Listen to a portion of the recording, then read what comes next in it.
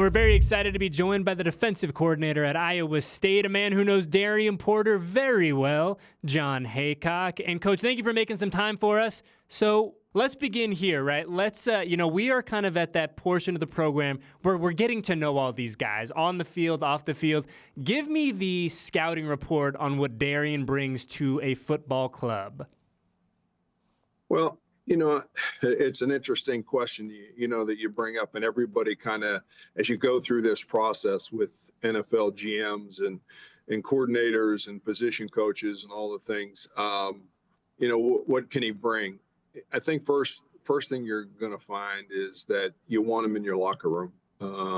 You just want the person in there. You want a guy that's going to carry the message of the organization of, Coach Carroll. Like, he's going to carry the message that coaches, organizations will want him to carry. He did that here at Iowa State through good times and bad times. He's a great leader in that locker room. He's a leader in the classroom settings on the field, but he's always going to carry the right message. And I think that's a trust thing. So first and foremost, you want the guy in your locker room just from a personal standpoint. He's an outstanding corner. I think his brightest football is ahead of him. I think he brings tremendous work ethic. And I think the want to part, he wants to be a great player. He wants to be coached hard. That doesn't bother him. He's a tough-minded guy. So I think all of those things, he's physically tough. He played on all the special teams here for years before he ever started at corner. And so I give him a lot of credit. But I think you're going to find a great person in your locker room. You're going to find a tremendous skilled athlete out on the field to play corner. It's so interesting, too, and obviously when Darien got to the building and really kind of going through draft weekend, the first thing that comes up, and you kind of mentioned it as well, that his best football is ahead of him. He's been very open and honest for the start of rookie minicamp, saying like, "Hey, I have a lot to learn. I'm excited, and I'm willing to do whatever it needs to be takes to be the best corner I can be." But he was asked a lot about that transition from the offensive side of the football to playing corner, and I'm curious. Like he said that Coach Campbell was the one who brought it up to him, but I'm wondering from your perspective, from a staff perspective, what did you see in kind of his intangibles, his skill set, his personality, where you figured, hey, like this kid might be able to make this transition and do it pretty effectively? Yeah, I think the first thing, and it's interesting, I was asked the same question the other day. The first thing you noticed about DP was special teams, and I'm the defensive coordinator, but I pay real close attention to special teams, guys that are excelling on special teams, guys that are playing well. Those guys are invaluable. You have to be mentally and physically tough to play on special teams. It's a one-play series all the time. If you're on the punt team and you're the gunner, like, man, you got to make a play. Like, there's not any options in that. Like, you have to be the first guy down. You have to get the guy on the ground. There's no gray area in special teams. And so anytime those guys are playing well in special teams, I'm always listening and paying attention because I want to know if those guys play defense. Like, I hope our defensive players are making those plays. Well, DP was making a lot of those plays. And when that's the case and it came up, hey, what do you think? I was immediately, man, let's go. Let's get him over there. Let's try it. We've had some success doing that. He was tough. He was mentally tough. And I like guys that have to make plays that are critical in critical situations. And when you're on special teams, man, you're on a one play, the punt team. I mean, there's no other play more important than that. And, kickoff coverage, punt return, he was blocking punts. And I love those guys. And so I was excited about it. I think whenever you can make the transition from, if you're a special teams guy, you can make that transition to defense. If you're willing to learn the craft of the position. And he was, and he will be there. He'll listen to every single coaching point that there is in a meeting, walkthrough. Like, he is observing. He's very intelligent. If you get a chance to visit with him, you'll find out he's a very intelligent human being, and he can learn all the things that it takes to learn to play. So I was excited about getting him, and I think it transitions when you're a special teams player. You should be able to play defense for sure. Now, Coach, as our resident special teams advocate here in the building, that brings a smile to my heart to hear that Darren's going to be amazing. I mean, it's people.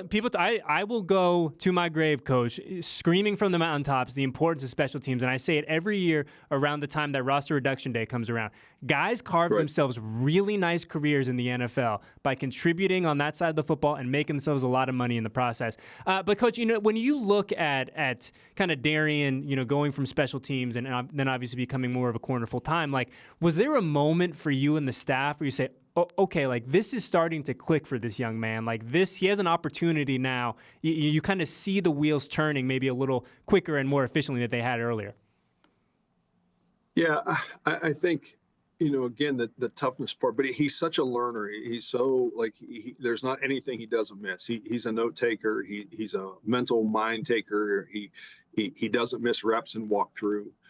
Which I know at that level is critical. Like, you have to be able to be a professional, and professionals are able to do that. And he's done that here. But I just think he grew into it. And I think after learning it and understanding it, man, when he had a chance to get out in starting roles this last season, like, he was incredible. And yet you're not surprised. Like, again, you think, a lot of people like, how does he do that? Well, if you're around them, you're not shocked by it. And I just think there was a time where, he gained some confidence in himself. I think that was the hardest part. Can I do this?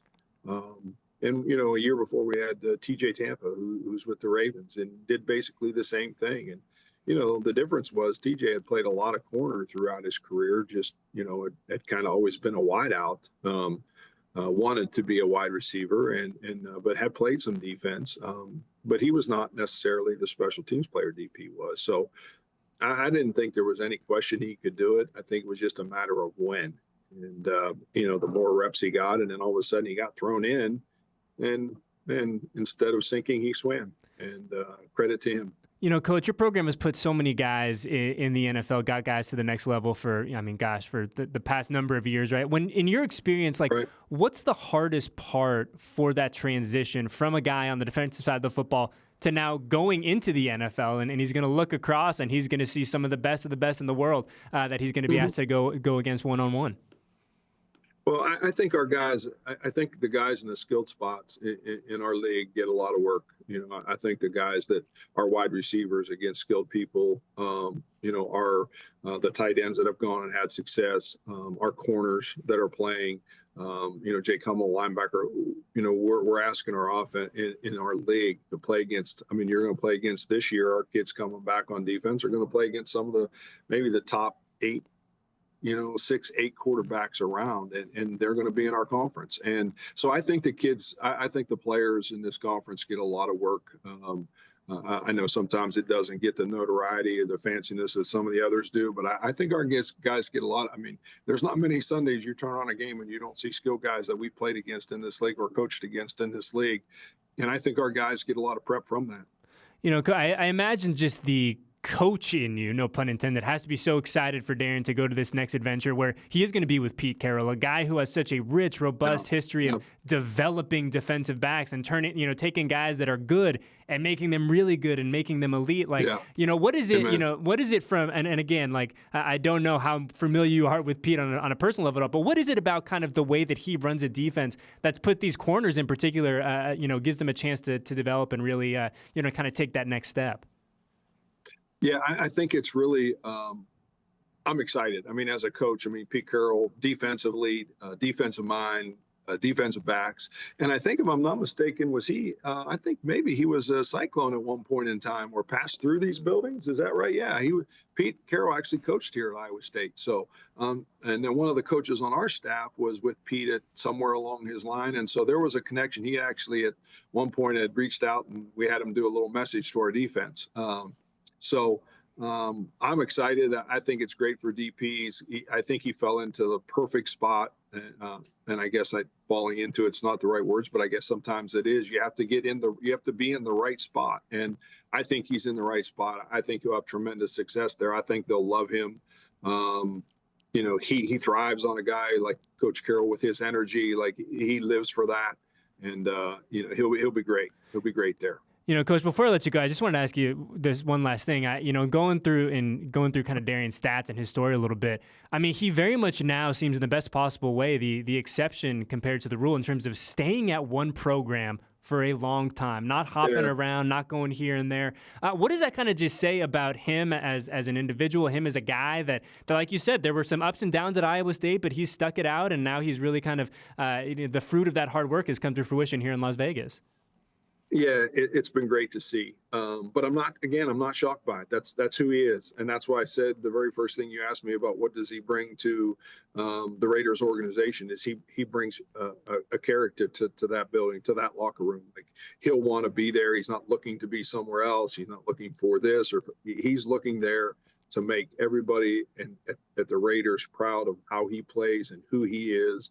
And he wants the team there to have success. And I think anytime you find that this day and age, it's hard to find team guys. And we're blessed with this past season. I mean, you look at the guys that went on and played, the majority of those kids were all here for their duration. I mean, DP played here 6 years, and was a homegrown guy. And man, I couldn't root any harder for him. And, a guy like Jalen Knoll that went on. I mean, those guys were here in this program. And at times, this program wasn't a cool place to be. It's gotten cool. And it's exciting. And those guys have made it cool. And that's why they've all stayed here. The Brock Purdy's of the world and Charlie Kolars. And they came here and they played here and they stayed here. And that's why we've had success. And that's why they're having success. Well, Coach, as someone who watches a lot of college football, I can confirm Iowa State is indeed cool now. So don't worry. Mission accomplished on that front. I appreciate you. Absolutely. Well, hey, Coach, I appreciate you carving out some time for us on a Monday morning here. Best of luck as you go through the spring. Hopefully you get a little downtime this summer and go do your thing in the fall, okay? We'll try to do it again. Appreciate you. Awesome.